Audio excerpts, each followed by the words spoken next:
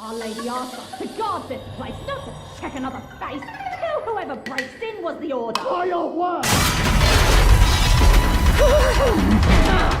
Welcome to MojoPlays, and today we're looking over the most bizarre bosses to emerge from this epic take on Wukong's legend. Before we begin, we publish new content all week long, so be sure to subscribe and ring the bell to get notified about our latest videos. Cloudtreading Deer.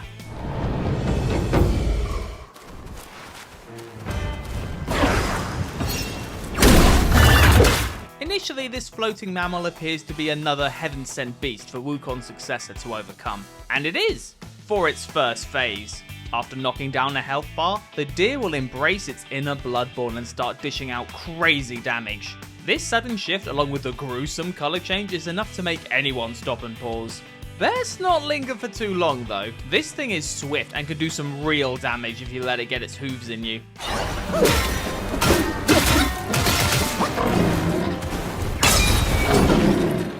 Quick as fire, fast as wind.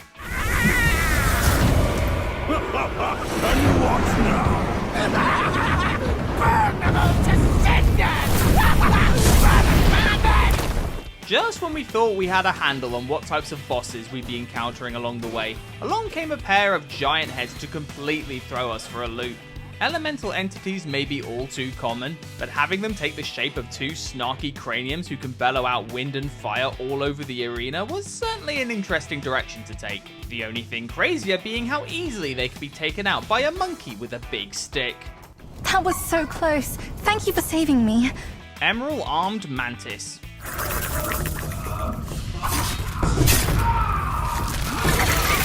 This one is a little different, since it isn't so much the boss as it is the location of the showdown. Given the backdrop, fighting a mantis creature was already on our bingo cards. What wasn't was fighting one inside the bloody belly of our boar bestie, that was now being sliced up by said mantis. That's a lot to get our head around, even more so given the pained commentary while we fight for our lives against the mantis's onslaught. We don't want to imagine how bad the indigestion was. The Dusk Veil.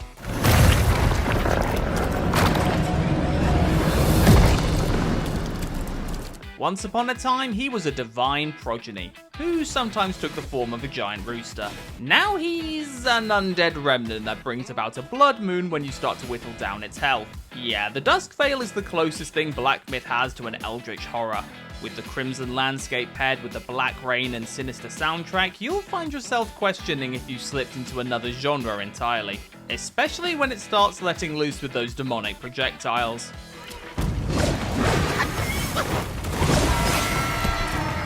Nonwhite. While we're not explicitly saying that this is Wukong's equivalent to the Joker, there are certain parallels. A failed entertainer who found himself turned into a murderous psychopath who happens to wear the face of a man he killed and can't stop laughing.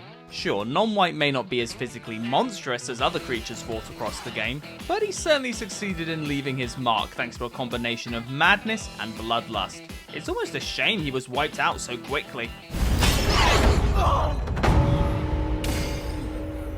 Supreme Inspector. And now you have the gall to show up! If you come at me now, this day will be your last! As an emissary for the Celestial Court, this winged warrior makes for one challenging encounter. Though we can't exactly see it in a heavenly manner given that its face is a giant ominous red hand. Pair that with its frequent use of blazing unicycles as attacks, and you have yourself a battle that is as surreal as it is staggering in difficulty. Apparently when the court wants something done, they send down the one creature that can deliver the ultimate cosmic bitch slap. Top takes bottom, bottom takes top.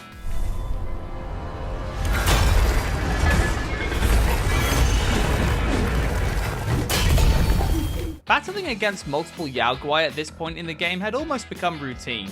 That being said, this is by far the strangest duo you're likely to encounter. The creatures themselves may be a basic pair of demonic warriors, but what makes them stand out is their mode of transportation.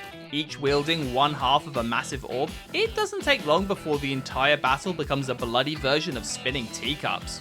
It may be a prelude to a much grander battle, but it certainly left an impression.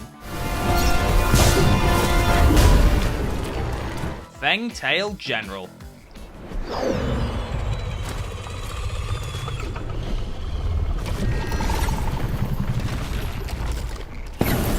Completely switching mechanics, the reveal of this giant cricket bouncing around the map was something none of us were prepared for. While you don't necessarily fight it, you are tasked with enduring its speed and magic. So long as your stamina and health can outlast it, you win. Given how well this game excels at rendering the eeriness and grotesqueness of its insectoid enemies, having to ride around on a colossal one is likely to make your skin crawl. Just don't look it in the eyes. With these silly strands, you're all the more like Wukong. Yellow Wind Sage.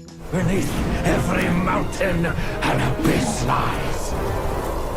Where disparities persist, bloodbaths may arise. A giant rat with an inferiority complex, manipulating the wind of the desert armed with a trident, while casually carrying around the severed head of a Buddha.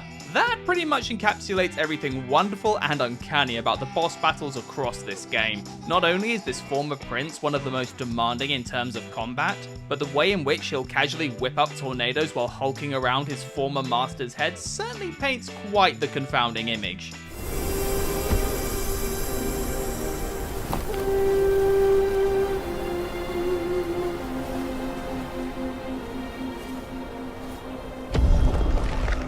Captain Wise Voice.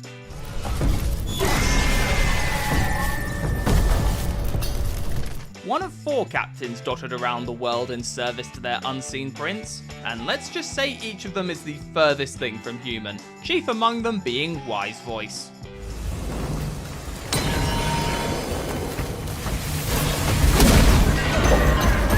Not only was he one of the game's hardest fights during its initial release, but has a form that's still tricky to get our heads around. A golden sphere, housed in a frame resembling a misshapen beast, who also comes equipped with the power to slow down time and bring the thunder. Whether you consider it a terrible or intriguing fight, its presentation alone is enough to inspire unease.